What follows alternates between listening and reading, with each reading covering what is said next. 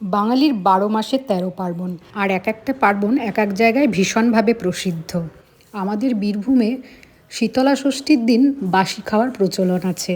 সরস্বতী পুজোর দিন চলে রান্নার তোড়জোড়। আগের দিন থেকেই মাছ এনে রেখে দিয়েছিল, তো সেই মাছ ধুয়ে টুয়ে একদম নুন হলুদ মাখিয়ে রেখে দিয়েছিলাম ফ্রিজে। টকের জন্য একরকম মাছ আর ঝোলের জন্য আরেক রকম মাছ। এবার চলো দেখে নিই এবছরে সৃজনতে কি কি রান্না হয়েছিল।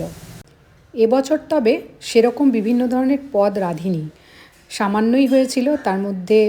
তার মধ্যে ছিল বাঁধাকপির তরকারি, পালং শাকের তরকারি। তবে সব রান্নাতে সবাই মিলে হাত লাগিয়ে করে নিয়েছিলাম। বিশুদা সমস্ত কপি শাক কেটে দিয়েছিল, শাশুড়ি মাও কেটে রেখেছিলেন।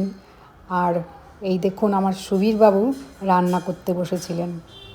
মালতী পিসি কপির তরকারি, পালং শাকের তরকারি রেঁধে দিয়ে গিয়েছিল। তারপরে মাছের টক, মাছের ঝোল সবই আমি বানিয়েছিলাম। এই সময় মাছটা এতটা পরিমাণ খাওয়া হয় যে পরের দিন থেকে মাছে অরুচি ধরে যায়, মনে হয় আর কখনো মাছ খাবো না। সেই ভাজা থেকে শুরু হয়, একদম ভেজে সদ্য গরম গরম মাছ সবাই মিলে একদম খেয়ে নিই। তারপর শুরু হয় মাছের টক, মাছের ঝোল রান্না। আর এই গরম গরম মাছগুলো 3-4টা করে খেয়ে নিই সবাই মিলে। প্রথমেই মাছ ভেজে আলাদা তুলে রেখেছিলাম, তারপরে টমেটো দিয়ে মাছের ঝোল, বেশ একটু ঝাল করে।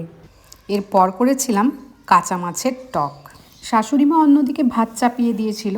আমাদের পরের দিনের রান্না এখানেই কমপ্লিট হয়ে যায়, আর শুধু বাকি থাকে ভাত আর সৃজনটা করতে। ওটা সেই রাত্রিবেলাতেই করা হয়। তো যাই হোক, সকালের ভাত হয়ে গিয়েছিল, সবাই মিলে খেয়ে নিলাম। খাওয়া দাওয়া শেষে একটু রেস্ট নিয়ে আমার শাশুড়ি মা ভাত আর সৃজনাটা রান্না করে নেয়। এবছরও তার ব্যতিক্রম হয়নি।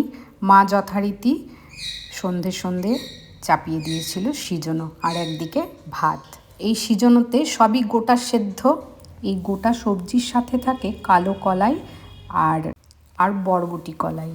এটা অ্যান্টিপক্স, এটা খেলে খুবই ভালো শরীরের পক্ষে।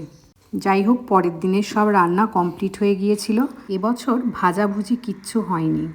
আমাদের পক্ষে এটাই যথেষ্ট ছিল, এটাই পরের দিন তুলতে পারা যায়নি।